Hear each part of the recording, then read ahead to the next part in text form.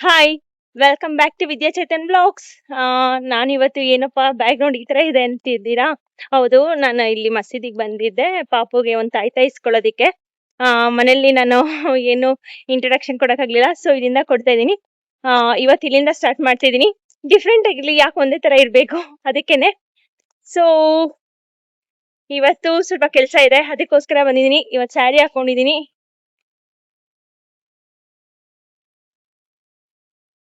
ಒಬ್ಳೇ ಇದ್ದೀನಿ ಇವತ್ತು ಬೇರೆ.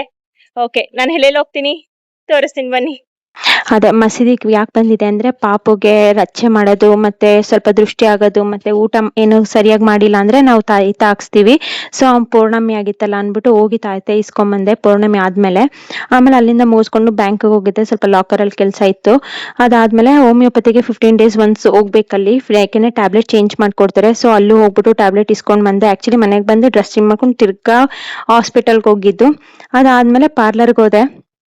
ಇನ್ಮೇಲೆ ಹೋಮಿಯೋಪತಿಗೆ ಆಕ್ಚುಲಿ ಒನ್ ಮಂತ್ಸ್ಗೆ ಒಂದ್ಸತಿ ಹೋಗೋದು. ಸ್ಟಾರ್ಟಿಂಗ್ ಒಂದು 2 months ಅವರು ನನಗೆ 15 days ಬರಕ್ಕೆ ಹೇಳಿದ್ರು, ಏನಕ್ಕಂದ್ರೆ ಅಬ್ಸರ್ವ್ ಮಾಡೋದಕ್ಕೆ.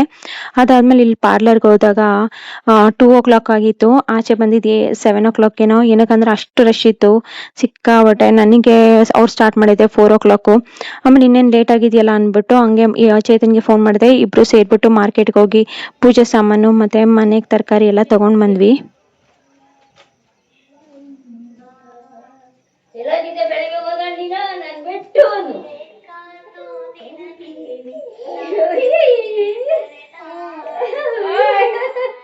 ಯಾರು? ಹಾಯ್, ನನ್ನ ಮಗನ್ನ ಬೆಳಗ್ಗೆ ಬಿಟ್ಟು ಹೋಗಿದ್ದು, ಇವಾಗ ಬರ್ತಾ ಇದ್ದೀನಿ. ನನ್ನ ಪಾಪು ಅದಕ್ಕೋ ಮಮ್ಮಿ ಎತ್ಕೋ ಅಂತ ಹೇಳ್ತವ್ನು ಬಂದಿದ ತಕ್ಷಣ. ಅಲ್ವೇನವ ಬಂಗಾರಿ ಚೀನೋ? ಯಾಕಲ್ಲ ಯಾಕಲ್ಗುಂದ್ವಿ ಕೋದೆ ಹೇ ಯಾಕೆ? ಯಾರಪ್ಪದು? ಯಾರು? ನೋಡಿಲಿ, ನೋಡು ಅಮ್ಮನ್ ನೋಡು, ಅಮ್ಮನ್ ನೋಡು. ಗುಂಡು ಮಮ್ಮಿ ಇಲ್ಲ ಅಂತ.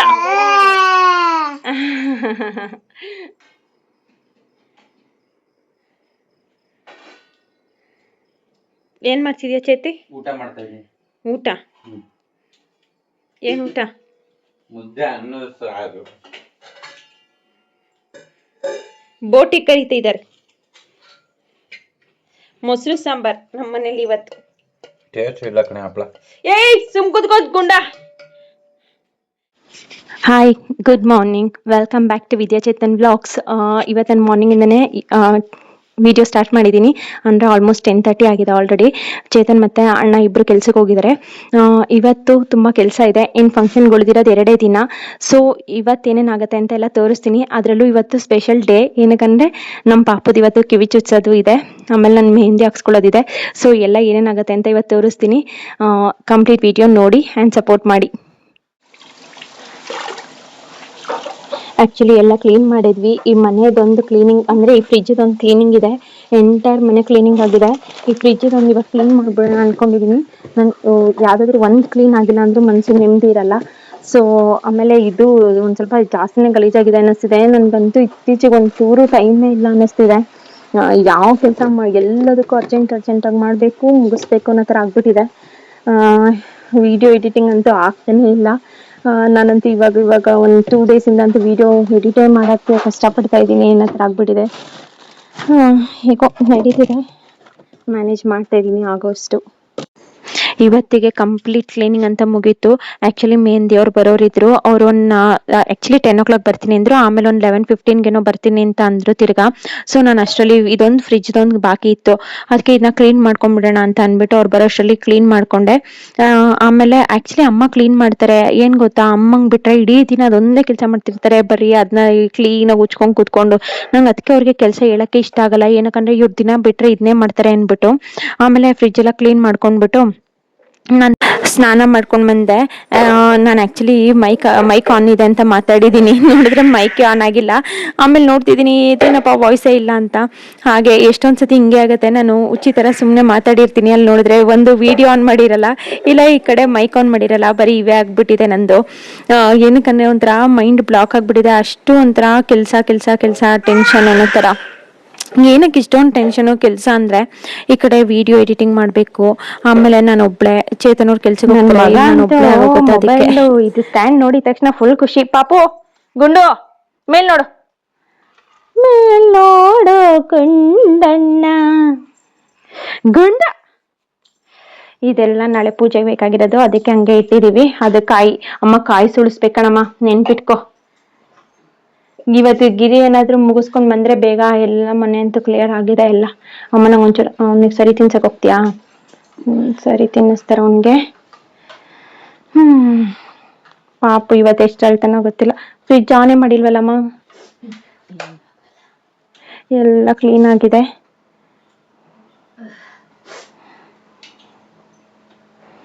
ಫ್ರಿಡ್ಜ್ ಆರ್ಗನೈಸರ್ ಅವೆಲ್ಲ ಏನ್ ತಗೊಂಡಿಲ್ಲ ನಾನು, ಏನಿದೆಯೋ ಅದ್ರಲ್ಲೇ ದಿನ ಕಳೀತಿದ್ದೀನಿ. ಕೆಲವೊಂದು ನನಗೆ ವೇಸ್ಟ್ಫುಲ್ ಪ್ರಾಡಕ್ಟ್ ಅಂತ ಅನ್ಸುತ್ತೆ, ಅದಕ್ಕೆ ಯಾವಾಗಾದ್ರೂ ತಗೊಂಡ್ರೆ ಆಯ್ತು. ಪಾಪು ಬಂಗಾರಿ ಅವನೇನು ಅಂದ್ರೆ ನಾನು ಮಾತಾಡ್ಸಿದ ತಕ್ಷಣ ಎತ್ಕೋ ಎತ್ಕೋ ಎತ್ಕೋ ಅಂತಾನೆ. ನೋಡಿ ನಾನು ಹಿಂಗ್ ಬಂದಿದ ತಕ್ಷಣ ಹಿಂಗ್ ತಿರುಗ್ತಾನೆ ಹಂಗೆ. ಅಮ್ಮ ಸರಿ ತಿನ್ಸುತ್ತಂತೆ, ಬಾ ಟೇಬಲ್ ಹಾಕ್ಲೇನಮ್ಮ. ಎಲ್ಲ ಉಂಟು ಟೇಬಲ್. ಈ ಟೇಬಲ್ ನನ್ಗೆ ಎಷ್ಟು ಯೂಸ್ ಅಂದ್ರೆ, ಈ ಟೇಬಲ್ ಅಷ್ಟು ಯೂಸ್ ಇನ್ನೊಂದು ಪ್ರಾಡಕ್ಟೇ ಇಲ್ಲ ನನಗೆ.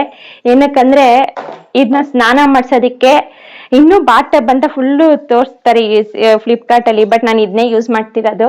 ಇದೊಂದಿದ್ರೆ ಸಾಕು, ಏನ ಬಾತ್ ಟಬ್ ಅದು ಇದು ಏನ್ ಬೇಕಾಗಲ್ಲ. ಇದು ಪಾಪು ಕೂರ್ಸೋದಕ್ಕೆ ಅಂದ್ರೆ ಅವನ್ಗೆ ಇವಾಗ ಊಟ ಮಾಡ್ಸಕ್ ಹೋಗುತ್ತೆ, ಊಟ ಮಾಡ್ಸೋದಿಕ್ಕೆ, ಸ್ನಾನ ಮಾಡ್ಸೋದಿಕ್ಕೆ, ಮತ್ತೆ ನಾನು ಏನಾದ್ರು ಕೆಲಸ ಮಾಡ್ತಿದ್ರೆ ಅವನಲ್ಲಿ ಕೂರ್ಸಿ ಬಿಡ್ಬೋದು. ಅವ್ನ ಪಾಡಿಗೆ ಅವ್ನು ಕೂತಿರ್ತಾನೆ. ಸ್ಟಾರ್ಟಿಂಗ್ ಎಲ್ಲ ಸುಮ್ನೆ ಕೂತ್ಕೋತಿದ್ದ, ಇವಾಗ ಅದರಿಂದ ಜಂಪ್ ಹೊಡ್ಬಿಟ್ಟು ಆರಾಮಾಗಿ ಇಳ್ಕೊಂಡ್ ಬರ್ತಾನೆ. ಜಸ್ಟ್ ಇವಾಗ ನಾವ್ ಏನ್ ಯೂಸ್ ಮಾಡ್ತೀವಿ ಅಂದ್ರೆ ಊಟ ಮಾಡ್ಸೋದಿಕ್ಕೆ ಮತ್ತೆ ಸ್ನಾನ ಮಾಡ್ಸೋದಿಕ್ಕೆ. ಅದ್ರಲ್ಲೂ ಒಂದ್ ಸೆಕೆಂಡ್ ನಾವ್ ಇಲ್ಲಿ ಬಿಟ್ಟು ಅಲ್ಲಿ ಹೋದ್ರೆ ಸಾಕು, ಅದರಿಂದನೇ ಇಳ್ಕೊಬಿಟ್ಟಿರ್ತಾನೆ. ಅವ್ನು ಆರಾಮಾಗಿ ಇಳ್ಕೊಂಡ್ ಬರ್ತಾನೆ ಅದರಿಂದ. ಅದೇ ಏನಂದ್ರೆ ಊಟ ಮಾಡ್ಸೋದಕ್ಕೆ ಆರಾಮಾಗಿದೆ. ಏನಕ್ಕಂದ್ರೆ ಅಲ್ಲಿ ಇವಾಗ ಕಾಲ್ ಮೇಲೆಲ್ಲ ಹಾಕೊಂಡ್ ತಿನ್ನಿಸ್ತೀವಲ್ಲ, ಅದು ಡೇಂಜರ್. ಒಂದೊಂದ್ಸತಿ ಮಗುಗೆ ನೆತ್ತಿಗೆ ಏರ್ಬಿಡುತ್ತೆ. ಅದೇ ಇದ್ರ ಮೇಲೆ ಹಾಕೊಂಡು ತಿನ್ಸೋದ್ರಿಂದ ಆರಾಮಾಗಿ ತಿಂತಾರೆ. ಏನ್ ಎಷ್ಟು ಆರಾಮ್ ಅಂತ ತೋರಿಸ್ತೀನಿ ರೀ. ಏನು ಚೆಲ್ಲೋದು ಇಲ್ಲ, ಆಮೇಲೆ ನೆತ್ತಿಗೂ ಇರಲ್ಲ. ಏನು ಡಾಕ್ಟರ್ ಹೇಳ್ತಾರಲ್ಲ ಯಾವ ಪೊಸಿಷನ್ ಅಲ್ಲಿ ಇಟ್ಕೊಂಡು ಮಗು ಫೀಡ್ ಮಾಡ್ಬೇಕು ಅಂತ, ಅದೇ ಪೊಸಿಷನ್ ಅಲ್ಲಿ ಇದೆ. ಸೊ ಇದರಿಂದ ಸಿಕ್ಕಾಬಡೆ ಯೂಸ್. ನಿನ್ನೆಯಿಂದ ಕಂಟಿನ್ಯೂಸ್ ಆಗಿ ಪ್ಯಾಡ್ ಹಾಕ್ತಿದೀವಿ. ಏನಕ್ಕಂದ್ರೆ ಪ್ಯಾಂಟ್ ಹಾಕ್ಬೇಕು, ಅವನಿಗೆ ಸ್ವಲ್ಪ ಕೋಲ್ಡ್ ಆಗ್ಬಿಟ್ಟಿದೆ. ಆಮೇಲೆ ಸ್ವಲ್ಪ ವೆದರ್ ಕೂಡ ಕೋಲ್ಡ್ ಇರೋದ್ರಿಂದ ಫ್ರಾಕ್ ಹಾಕೊಂಡವನೆ. ನೋಡಿ ಇಡೀ ಫ್ರಾಕ್ ಎಲ್ಲ ಅರ್ಶನ ಆಗಿದೆ. ಏನಕ್ಕಂದ್ರೆ ಇವಾಗ ಆಲ್ರೆಡಿ ಅವ್ನು ಹೊಸ್ಲು ದಾಟಿ ಆಚೆ ಎಲ್ಲ ಹೋಗಿ ಅವನೇ ಆಟ ಆಡ್ತಿದ್ದಾನೆ. ಕೂತ್ಕೊಳಕ್ಕೂ ಹೋಗ್ತಿದ್ದಾನೆ ನೋಡಿ, ಹಂಗ್ ಕೂತ್ಕೊಳಕ್ ಹೋಗ್ತಾನೆ. ಗುಂಡು ಬಾಬು ಚೀನು ಯಾಕಲ್ಲ ಅದಕ್ಕೆ ನಾವು ಡೈಲಿ ಸ್ನಾನ ಮಾಡ್ಸೋದು ಹೆಂಗೆ ಅಂದ್ರೆ, ಫಸ್ಟ್ ಸರಿ ತಿನ್ನಿಸ್ಬಿಡ್ತೀವಿ, ಆಮೇಲೆ ಒಂದು 1/2 hour ಅಥವಾ 1 hour ಬಿಟ್ಬಿಟ್ಟು ಆಮೇಲೆ ಸ್ನಾನ ಮಾಡಿಸ್ತೀವಿ ಅವನ್ಗೆ. ನಿನ್ನೆನು ಅಮ್ಮ ಇವತ್ತು ತಲೆ ಸ್ನಾನ ಮಾಡ್ಸೋಣ, ತಿರ್ಗಾ ಬೇಡ್ವಾ? ಎಣ್ಣೆನೆ ಹೋಗಿಲ್ವಲ್ಲಮ್ಮ? ಎಣ್ಣೆ ಅಲ್ಲ ಕಣಪ್ಪ, ಮಿಕ್ಸ್ ಹಚ್ಚಿದ್ದು, ಹಚ್ಚಿಬಿಟ್ಟು ರಾಗಿ ಹಸಿಟ್ ಹಾಕಿದ್ದೆ ನೆತ್ತಿಗೆ. ಇವಾಗ ತಲೆ ಸ್ನಾನ ಮಾಡಿಸ್ತೀರಾ? ಮೈ ಸ್ನಾನ ಮಾಡಿಸ್ಕೊಂಡು ಹೋಗೋಣ, ಕಿವಿ ಹಂಗೆ ಚುಚ್ಸೋಣ. ನೋಡಿ ಹಿಂಗೆ ಕ್ಲೀನ್ ಆಗಿ ಕುತ್ಕೊಂಡು ತಿಂತಾರೆ ಮಕ್ಕಳು, ಬೀಳೋದು ಇಲ್ಲ ಏನಿಲ್ಲ. ಸೊ ಅದಕ್ಕೆ ಈ ಪ್ರಾಡಕ್ಟ್ ಅಂತೂ ನಿಜ ಮಗು ಇರೋರಂತೂ ಬೈ ಮಾಡ್ಲೇಬೇಕು. ಇದು ನನ್ನ ಸಜೆಷನ್. ನಾನು ಸುಮ್ನೆ ಅಂತ ಯಾವ ಪ್ರಾಡಕ್ಟ್, ಏನಕ್ಕಂದ್ರೆ ಎಷ್ಟೋ ಪ್ರಾಡಕ್ಟ್ಸ್ ಇದೆ. ನಾನೇ ಹೇಳ್ತೀನಿ, ಎಷ್ಟೊಂದು ಕೆಲವು ಪ್ರಾಡಕ್ಟ್ಸ್ ನಾನು ಒಂದು ಅದು ವಿಡಿಯೋ ಮಾಡ್ಬೇಕು ಅನ್ಕೊಂಡಿದೀನಿ. ಬೇಬಿ ಎಲ್ರು ಸುಮ್ನೆ ತಗೊಳ್ಬಾರ್ದು, ಯಾವ್ದು ಜೆನ್ಯೂನ್ ಆಗಿ ಯೂಸ್ ಆಗುತ್ತೋ ಅದ್ ಮಾತ್ರ ಎಲ್ರು ಬೈ ಮಾಡ್ಬೇಕು. ಇಲ್ಲಾಂದ್ರೆ ಸುಮ್ನೆ ಏನಕ್ಕಪ್ಪ ಎಲ್ರು ಬೈ ಮಾಡೋದು ಅಂತ. ತಿಂಡಿ ಹಾಕೊಂಡ್ಬಿಡ್ತೀನಿ ರೀ, ಹುಡುಗಿ ಬೇರೆ ಬರೋ ಟೈಮ್ ಆಯ್ತು, ನಂಗೆ ಬೇರೆ ಲೇಟ್ ಆಗ್ತಿದೆ. ನಾನು ಅದೊಂದು ವಿಡಿಯೋ ಮಾಡ್ತೀನಿ. ಅಂದ್ರೆ ಇವಾಗ ನೋಡಿ, ಇನ್ಫ್ಲೂಯೆನ್ಸಸ್ ಯಾರೇ ಆಗ್ಲಿ, ಇನ್ಫ್ಲೂಯೆನ್ಸಸ್ ಇವಾಗ ಹೇಳ್ತಾರೆ ಅಂತ ನಾವು ತಗೊಂಡ್ಬಿಡ್ತೀವಿ. ಬಟ್ ಕೆಲವೊಂದು ಪ್ರಾಡಕ್ಟ್ ನಿಜ ಯೂಸ್ ಆಗಲ್ಲ. ಬಟ್ ನಾನು ಯಾವ್ದನ್ನು ಅವ್ರು ಹೇಳಿದಾರೆ ಅಂತ ತಗೊಳೋದ್ಕಿಂತ ತರಿಸಿ ಅದು ಯೂಸ್ ಆಗಿದ್ರೆ ನಾನು ಇಟ್ಕೊಂಡಿದ್ದೀನಿ, ನಾನು ವಾಪಸ್ ಕೊಟ್ಟಿದ್ದೀನಿ. ಆಮೇಲೆ ಇಟ್ ಡಿಪೆಂಡ್ಸ್ ಆನ್ ಮಕ್ಕಳು ಕೂಡ. ಕೆಲವೊಂದು ಇವಾಗ ನೋಡಿ, ನಾವು ಇವನ್ಗೆ ಕ್ಯಾರಿ ಬ್ಯಾಗ್ ತಂದಿದೀವಿ, ಆದ್ರೆ ಇವನು ಸ್ಟಾರ್ಟಿಂಗ್ 1 or 2 days ಅಷ್ಟೇ, 1-2 times ಅಷ್ಟೇ ಕುತ್ಕೊಂಡಿರೋದು.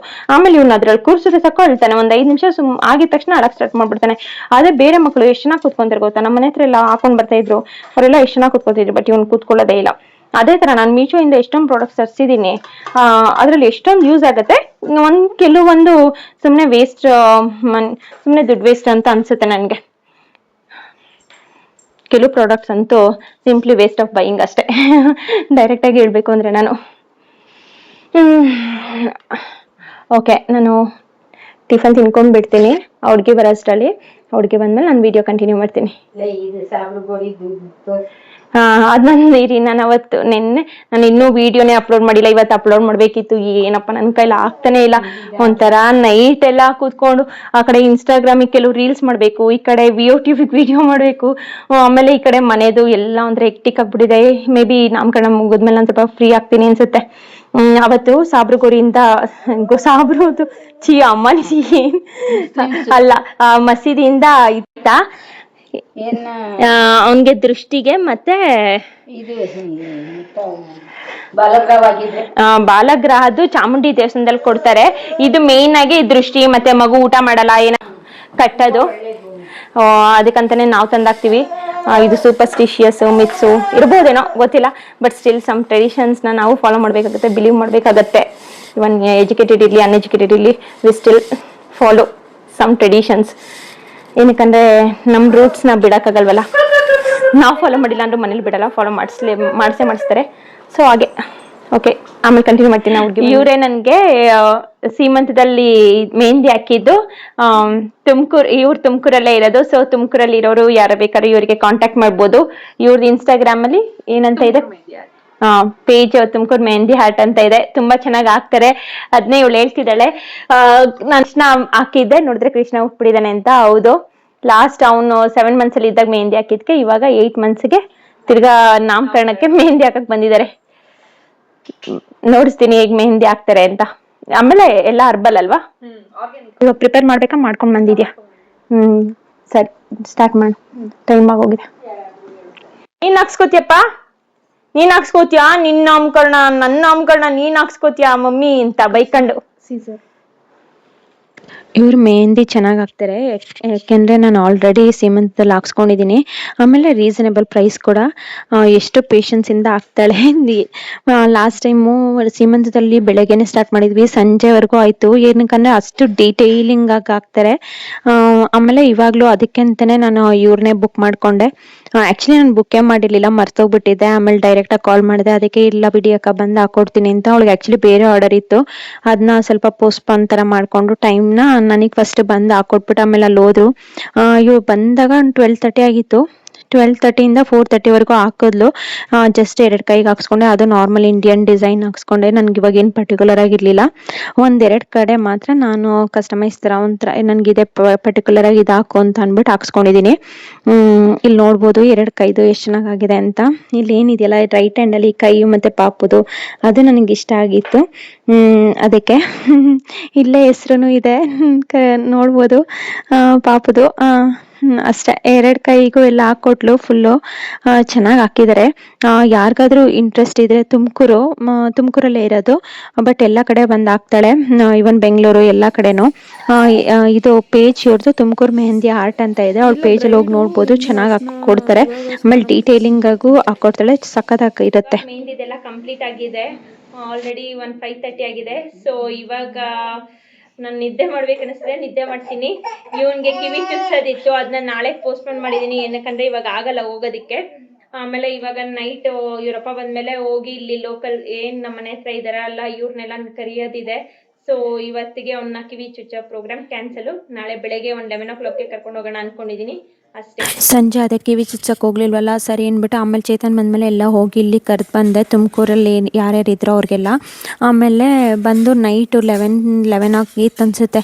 ಇದು ನವಗ್ರಹ ಪೂಜೆಗೆ ಅವ್ರು 500 ಹೇಳಿದ್ರು. ಎಲ್ಲ ಅಂಗಡಿಯಿಂದ ತರಬೇಡ, ನೀವೇ ಮನೆಯಲ್ಲಿ ಎಲ್ಲ ಆಯ್ದುಬಿಟ್ಟು ಕ್ಲೀನಾಗಿ ಇಡಿ ಅಂತ. ಅದನ್ನ ಮಾಡ್ತಿದ್ವಿ ನೈಟು.